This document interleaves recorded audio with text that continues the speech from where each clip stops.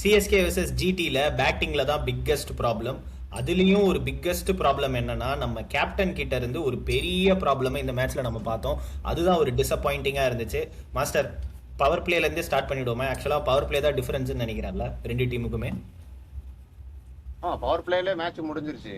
நம்ம வந்து 28க்கு 3, அவங்க 55க்கு நோலாஸ். ஸோ நம்ம சைடு வந்து ஃபுல்லா ஹை ப்ரெஷர் ஏத்திக்கிட்டோம் நமக்குள்ள.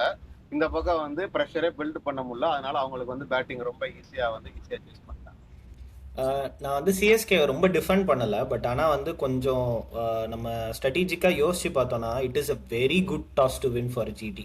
அதாவது இப்போ மற்ற மேட்சஸில் வந்து இப்போ வந்து வான்கேடேலையோ இல்லை வந்து டெல்லியிலையோ பெங்களூர்லேயோ நீங்கள் வந்து டாஸ் என்னை பொறுத்த வரைக்கும் இட் டசன்ட் மேட்டர். ஏன்னா வந்து நீங்கள் ஃபர்ஸ்ட் ஆடினாலும் செகண்ட் ஆடினாலும் டாஸ் வந்து ஒரே மாதிரி தான் இருக்கும். இது வந்து டே கேமு. இந்த பிச்சில் வந்து ஜிடி வந்து டாஸ் ஜெயிச்சது ஒரு பெரிய டிஸ்அட்வான்டேஜ் ஆக்சுவலாக சிஎஸ்கேக்கு. ஆனா வந்து நம்ம கண்ட்ரோல் பண்ண முடியாது கரெக்டா. சோ நான் அந்த ஆங்கிள் வந்து சிஎஸ்கே பிளேம் பண்ண முடியாதுன்னு சொல்ல முடியாது. பேட்டிங் ஃபர்ஸ்ட் வந்து டிஸ்அட்வான்டேஜ் தான்.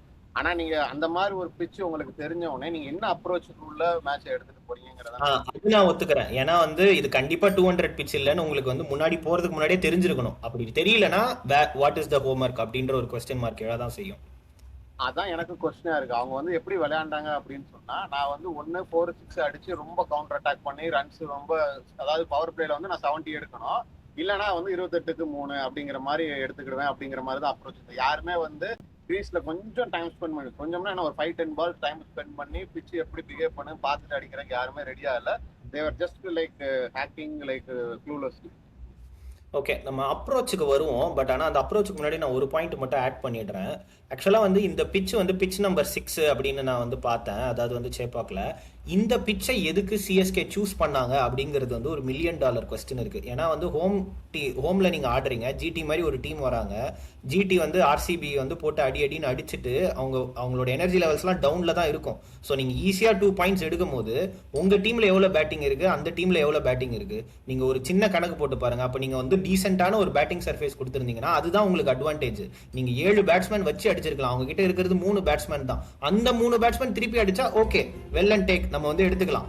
ஆனா அந்த மாதிரி ஒரு பிச்சு கொடுக்காம எதுக்கு நீங்க நம்பர் 6 பிச் ஆடுறீங்க? ஆக்சுவலா இந்த பிச்சை நீங்க யார் கூட ஆடி இருக்கணும்னா மும்பை இந்தியன்ஸ் கூட தான் ஆடி இருக்கணும்.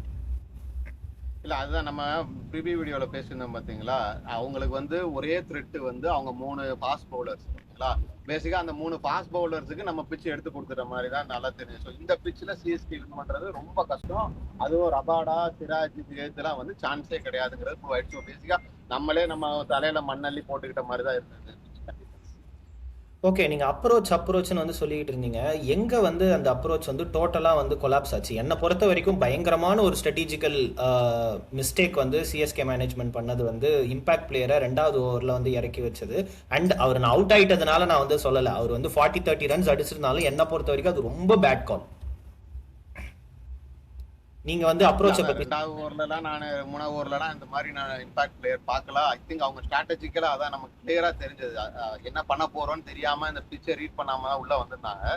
நான் மெயினா அப்ரோச்னு சொல்றது வந்து என்னன்னா, மெயினா அதான் ருத்துராஜ் வந்து கடைசியில விளையாண்டு அவரால் தான் இந்த டீசன்ட் ஸ்கோரே வந்தது. நான் கண்டிப்பா அதை வந்து அகைன்ஸ்டா சொல்லல.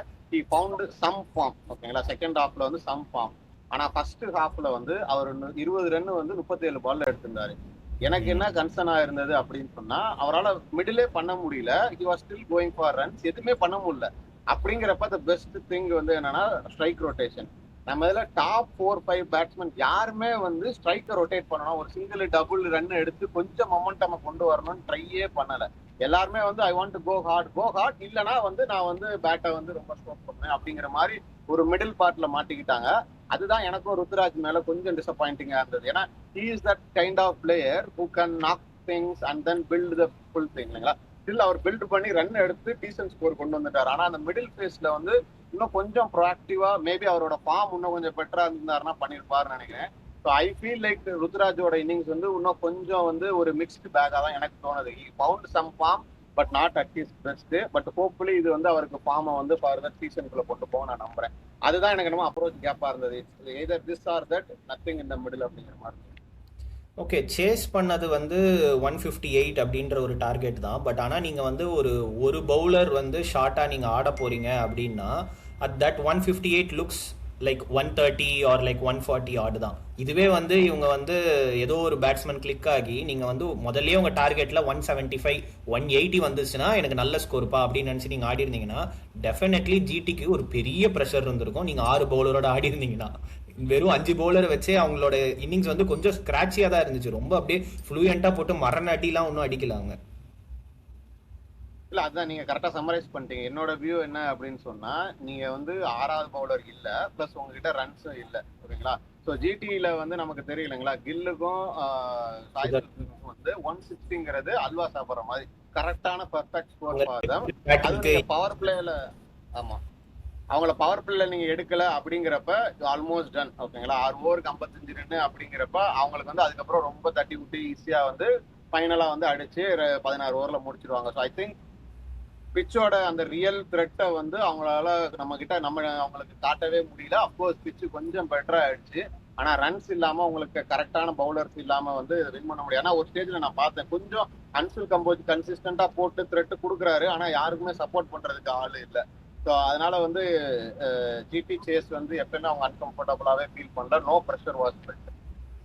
ஓகே, என்னை பொறுத்த வரைக்கும் இது வந்து ஒரு ஈஸியாக வின் பண்ணியிருக்க வேண்டிய மேட்ச்சு. பட் ஆனால் வந்து ஸ்டார்டிங்கில் பிளண்டர் நிறைய ஸ்ட்ராட்டஜிக்கல் மிஸ்டேக்ஸ் பண்ணி ஒரு மாதிரி டிசப்பாயிண்டிங்காக வந்து இந்த மேட்ச் வந்து முடிச்சிட்டாங்க.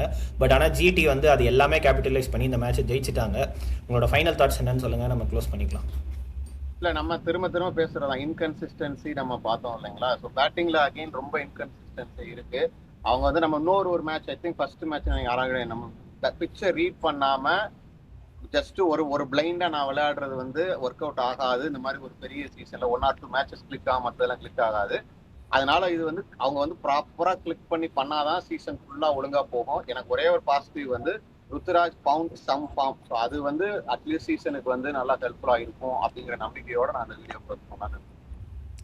ஓகே, என்னை பொறுத்த வரைக்கும் பவுலிங்குமே டீசெண்டாக தான் இருந்துச்சு. அவங்க டிஃபெண்ட் பண்ணலை, பட் ஆனால் வந்து that is what it is. You can expect when the scores are very level. நான் பவுலிங்லேயுமே வந்து ரொம்ப டிசப்பாயிண்டடாக நான் வந்து இல்லை, ஏன்னா பேட்டிங்கில் தான் நான் ரொம்ப டிசப்பாயிண்டடாக இருந்தேன். ஸோ இது எல்லாமே வந்து லிட்டில் பாசிட்டிவ்ஸ். ஸோ இதை வந்து சிஎஸ்கே மேனேஜ்மெண்ட் எப்படி அட்ரஸ் பண்ணி நெக்ஸ்ட் மேட்ச்சில் கம்பேக் கொடுக்குறாங்க அப்படிங்கிறத நம்ம நெக்ஸ்ட் வீடியோவில் பேசலாம். Until meet you next video, signing off Vikram and master. Thank you.